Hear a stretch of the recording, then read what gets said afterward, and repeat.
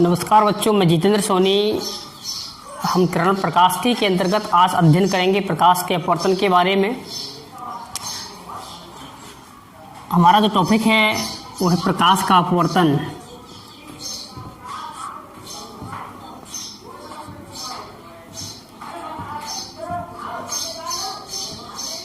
यानी कि refraction of light.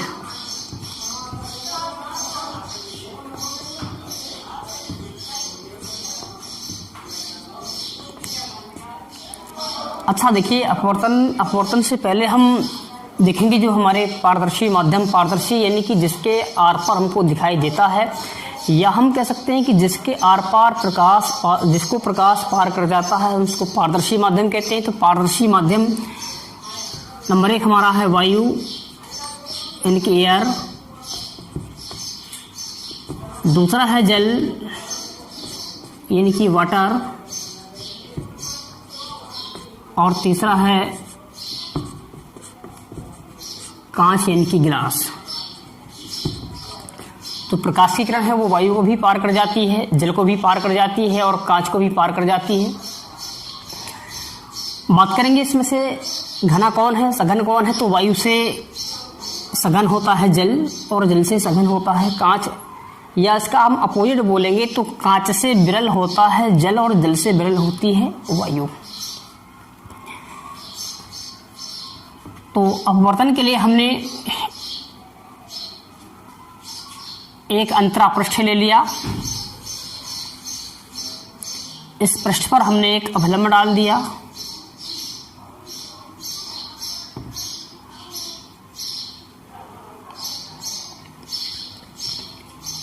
ऊपर का माध्यम विरल और नीचे का माध्यम हमने सघन ले लिया। अर्थात अगर ऊपर वायु है तो नीचे आपका जल हो सकता है और कांच भी हो सकता है। हम देखते हैं कि जैसे ही कोई प्रकाश की किरण एक पारदर्शी माध्यम से दूसरे पारदर्शी माध्यम में जाती है तो वो सीधे ना जाकर के अपने मार्ग से कुछ विचलित हो जाती है। यहाँ से वो सीधे ना जाकर के अपने मार्ग से क्या होती है, विचलित हो जाती है, और विचलित होने की घटना को प्रकाश का अपवर्तन कहते हैं। अर्थात इसकी जो डेफिनेशन बनेगी वो बनेगी कि प्रकाश किरण का एक पारदर्शी माध्यम से दूसरे पारदर्शी माध्यम में जाने पर अपने मार्ग से विचलित होने की घटना को प्रकाश का अपवर्तन कहते हैं। अर्थात change the direction of light passing from one transparent medium to another. यानी कि जब प्रकाश किरण एक पारदर्शी माध्यम से दूसरे पारदर्शी माध्यम में जाती है तो मार्ग से क्या होती है, उसकी दिशा क्या होती है, चेंज हो जाती है, विचलित हो जाती है, और इस घटना को हम कहते हैं प्रकाश का अपवर्तन कहते हैं। जो प्रकाश की किरण आती है इसको कहते हैं आपतित किरण या आपाती किरण।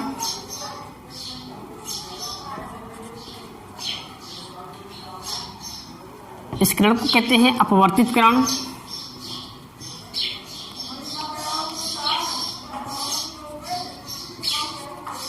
और यह अभिलंब यानी कि नॉर्मल। आपतित किरण जो अभिलंब के साथ कोण बनाती है इस कोण को आपतन कोण कहते हैं और आई से प्रदर्शित करते हैं। और अपवर्तित किरण जो लंबे के साथ कोण बनाती है इसको हम अपवर्तन कोण कहते हैं और आर से प्रदर्शित कहते हैं। आई यानी कि एंगल ऑफ इंसिडेंट और आर यानी कि एंगल ऑफ रिफ्रैक्शन। इस प्रकार से आई आपतन कोण है और आर क्या है, इसका अपवर्तन कोण। जब भी अपवर्तन की घटना घटित होती है यानी कि जब प्रकाश की किरण एक पारदर्शी माध्यम से दूसरे पारदर्शी माध्यम में जाती है तो प्रकाश की चाल बदल जाती है, प्रकाश की तीव्रता बदल जाती है, प्रकाश की तरंगदैर्घ्य बदल जाती है, लेकिन प्रकाश की आवृत्ति नहीं बदलती है। इसको आप ध्यान देना, कभी कभी ऑप्शनल क्वेश्चन में पूछ देता है कि अपवर्तन की घटना में अपरिवर्तित रहता है चाल, तीव्रता, तरंगदैर्घ्य और आवृत्ति, तो इसमें सब कुछ बदल जाता है, सिर्फ प्रकाश की आवृत्ति चेंज नहीं होती है। इस चित्र की सहायता से हम अपवर्तन के नियम निकालेंगे।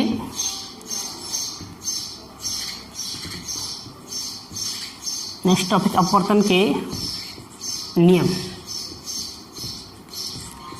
अपवर्तन के दो नियम हैं और दोनों के दोनों इस चित्र की सहायता से निकल के आएंगे।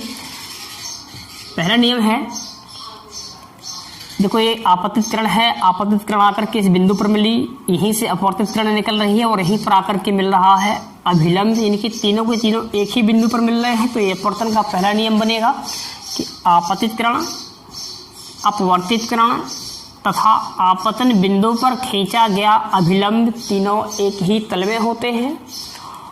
और जो इसका दूसरा नियम है, जिसको हम स्नेल के नियम के नाम से जानते हैं, दूसरा नियम है कि किन्हीं दो माध्यमों के लिए तथा निश्चित रंग के प्रकाश के लिए, किन्हीं दो माध्यमों के लिए तथा निश्चित रंग के प्रकाश के लिए आपतन कोण की ज्या यानी कि साइन आपतन कोण की अर्थात आई, साइन आई, तथा अपवर्तन कोण की ज्या अर्थात क्या हुआ, साइन आर का अनुपात एक नियतांक होता है,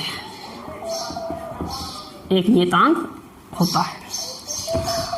अगर हम इस विरल माध्यम को 1 से और सघन माध्यम को हम 2 से प्रदर्शित करें तो हम इसको ऐसा भी लिख सकते हैं कि 1n2, जहां n अपवर्तनांक यानी कि रिफ्रैक्टिव इंडेक्स है और 1 मीन्स पहला, 2 मीन्स दूसरा, अर्थात इसको हम पढ़ेंगे पहले माध्यम के सापेक्ष दूसरे माध्यम का अपवर्तनांक, पहले माध्यम के सापेक्ष दूसरे माध्यम का अपवर्तनांक। हम इसको ऐसा भी लिख सकते हैं कि n2/n1, अर्थात दूसरे माध्यम का अपवर्तनांक बटे पहले माध्यम का अपवर्तनांक। अगर पहले माध्यम में प्रकाश की चाल v1 हो और दूसरे वाले माध्यम में v2 हो तो इसको हमेशा भी लिखेंगे कि v1/v2। यदि आपका पहला माध्यम निर्वात या वायु है तो 1n2 को हम ऐसा भी लिख सकते हैं कि निर्वात या वायु में प्रकाश की चाल क्या होती है, c, तो इसको हमने c लिख दिया, और किसी माध्यम में प्रकाश की चाल क्या होती है, v, तो इसको हमने v, यानी कि n1n2 बराबर c/v भी लिख सकते हैं। इसके द्वारा अपवर्तनांक की परिभाषा भी बन जाती है। एक्चुअली वो अपवर्तनांक है वो प्रकाश की दो माध्यमों में प्रकाश की चालों का अनुपात है, इसलिए इसका कोई मात्रक नहीं होता है। इस प्रकार से बच्चों ये प्रकाश का अपवर्तन है और अपवर्तन के नियम हैं। इसमें जो हमने 1n2 को पहले माध्यम के सापेक्ष दूसरे माध्यम का अपवर्तनांक कहा, इसको हम ऑप्टिकल डेंसिटी भी कह सकते हैं, यानी कि प्रकाश के घनत्व भी कह सकते हैं।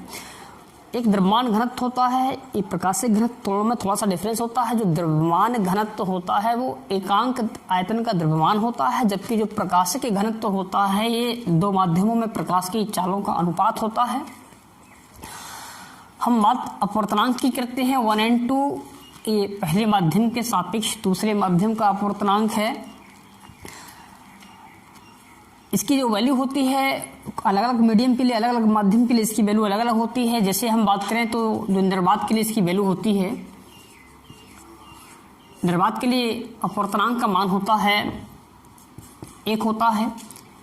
वायु के लिए अपवर्तनांक का जो मान होता है, वायु के लिए 1.0029 होता है। वर्ष के लिए इसका जो मान होता है वो 1.31 होता है। और जो जल का अपवर्तनांक होता है यानी कि लगभग 20 डिग्री सेल्सियस पर वो होता है 1.33 होता है। और जो कांच का अपवर्तनांक होता है वो होता है 1.5। इस प्रकार से अलग अलग माध्यम के लिए इसके मान अलग अलग होते हैं।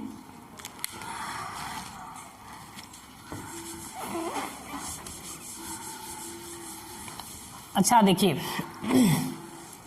जैसे कि हमने 1n2 को हमने पढ़ा है पहले माध्यम के सापेक्ष दूसरे माध्यम का अपवर्तनांक। यदि आपका जो पहला माध्यम है वो वायु हो, इनकी एयर हो जाए, पहला माध्यम क्या हो आपका वायु हो, और दूसरा माध्यम आपका जल हो यानी कि वाटर,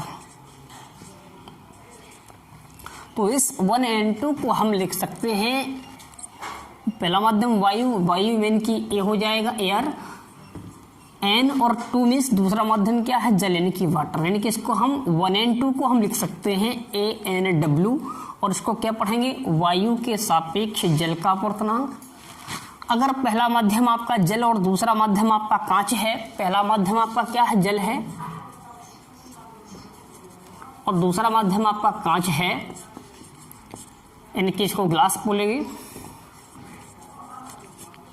तो इस 1 and 2 को हम लिख सकते हैं WNG, यानी कि इसको क्या पढ़ा जाएगा कि जल के सापेक्ष कांच का अपवर्तनांक। इस प्रकार से जो भी माध्यम हो, पहला वाला उसको यहाँ रखेंगे, दूसरे वाले को यहाँ रखेंगे। अगर आपका पहला कांच है, दूसरा वाला आपका वायु है, तो उसको हम पढ़ेंगे कांच के सापेक्ष वायु का अपवर्तनांक। इस प्रकार से इनको पढ़ा जाता है। इस प्रकार से हमने आज प्रकाश का अपवर्तन के नियम और अपवर्तनांक के बारे में जानकारी प्राप्त की।